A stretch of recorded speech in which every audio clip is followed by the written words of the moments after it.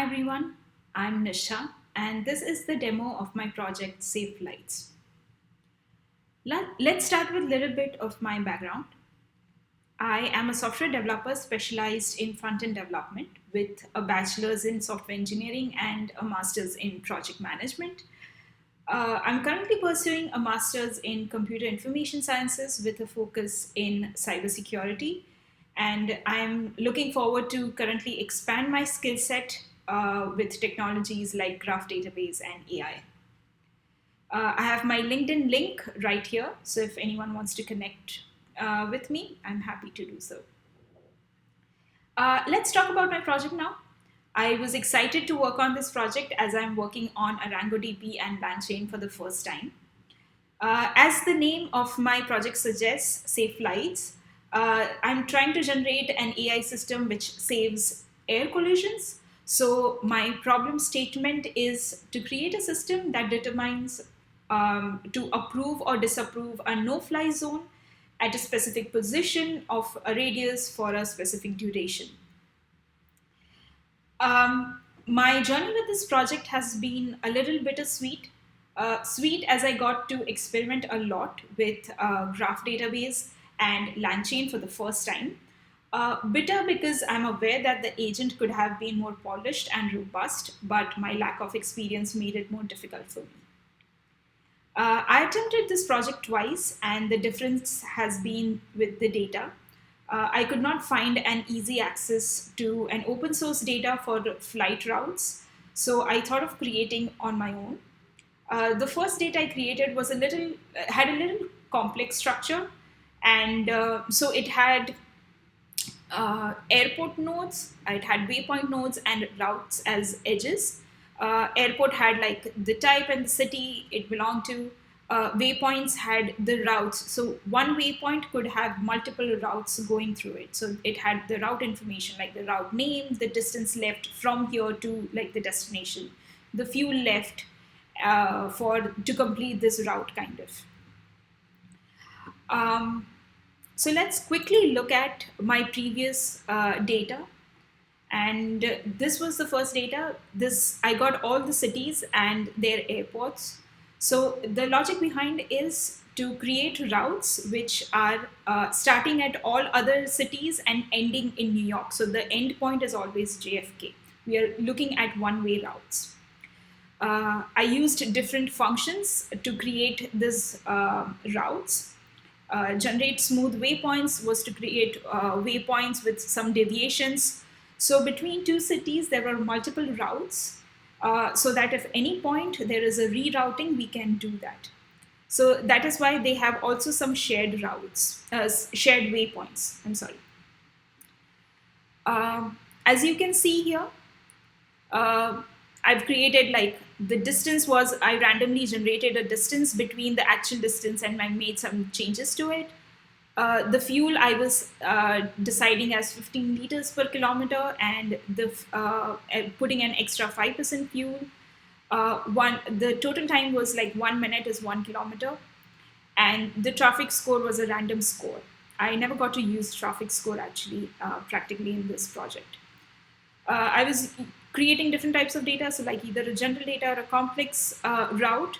So let's quickly look at how those routes look like. So this is routes between Houston and New York. As you can see, there are some which have like some deviations, while there are others which have like big deviations. So this I try to do so that we work with different types of route information, so that we could even consider like fuel and time. Um, if we look at all the routes between all the cities, this is how it looked, quite colorful. And then I loaded it to ArangoDB.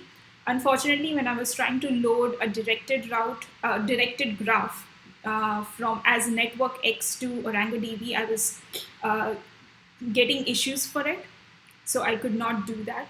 So I manually loaded that graph, and then I tried to put use some queries, some AQL queries to test my data. So I started some simpler ones initially. So like all the airport nodes. So it lists all the airport nodes. get any three random waypoint nodes where like there are more than one routes passing by it, and it does it very well. Get the shortest route between like two airports. So here it is San Diego and New York, and it gives me all the waypoints that exist on those routes. Uh, Again, I do some of the other queries as well. And then I finally do a little complicated one where I'm actually dealing with the no-fly zone area. So I just allot the no-fly zone, and there is not much use of duration at this point, but I create a radius of no-fly zone and check all the waypoints, that all the routes actually that are affected in this waypoint zone. We select one of those routes and we find all the waypoints of that route that are there in the no-fly zone area. And once we get that, then finally again I experimented with a lot of different queries, but I was trying to go through the waypoints and backtracking those waypoints so that we find a waypoint where we can change the flight route. So basically we find a waypoint where there are other routes that the flight can take without being part of the no-fly zone area. I tried to put this in all an agent. Unfortunately, the structure was too complex for even me as well as LLM to run through it. This is just an experiment code. I have listed it in my DevPost project. So if anyone wants to take a look at it, the link is right here. The project that I submitted was with a much simpler data. So I'll show you. This is the current data in the database. We have here the JFK. So what I've done is all the nodes have become locations. So whether it's an airport or a waypoint, it is the same type of node. There is no difference in it. So this is locations WP12, and this one is locations JFK. So let's look at the agent that I created.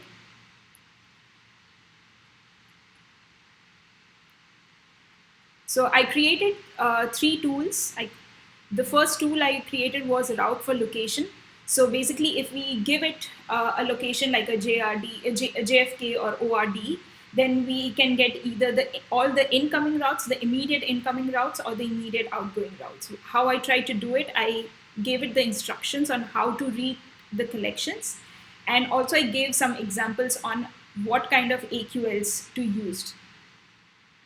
And eventually, we will check the testing of it. But this is the second tool that I created. It was routes between the locations. So if we give it two locations, ORD and JFK, then it travels from like the start and end. So it gives all the list of all the routes from ORD to JFK. Again, I'm teaching LLM to write the AQL queries here. The third is the no-fly zone check. And this tool is where the Python code is being generated. I experimented with LLM to first extract all the queries for it. So the latitude, longitude, the radius, and the duration. Once we have that, I give a list of steps on how to create or how to generate the Python code that will be executed. Finally, it executes, and we also go through the LLMs to translate that response in a natural language. I use Ollama, so I need to run it on a server. I use threading for it, so there is a server that runs on a thread, and then we query through this. I provide all the tools that can be used here, and these are the queries that I tested. So the first query I tested was get all the routes that were where JFK is the target, and it uses the AQL query that we provided as reference, and it creates the results in it. Similarly, we have the ORD is where ORD is the source, and again it uses our example to create an AQL query. Then we have get all routes between ORD and JFK. It executes this well. So it deduces that this is the answer. However, LangChain little bit gets confused and gives back an error and is not able to complete it properly. However, the second time we use with MIA and JFK, this time it actually implements the logic and gives us all the routes, all the routes in the between MIA and JFK. For the last one, I select the flights. So I say that these are the 2 flights that are currently going, and this is the flight fuel. And we provide this as a query. These queries are using old no-fly zone check tool. So this is the one that is using the new one. And the first time I try to use it, it uses it well. It uses the no-fly zone check and it gives a good answer. It approves it. However, the second time I give the same query, the LangChain gets lost and we do not get a good response for it. So again, I'm aware that this could have been more experimented and this could have been more robust, but it was my first time using it and I really enjoyed it. That is all for my demo. Hope you liked it. Have a good day.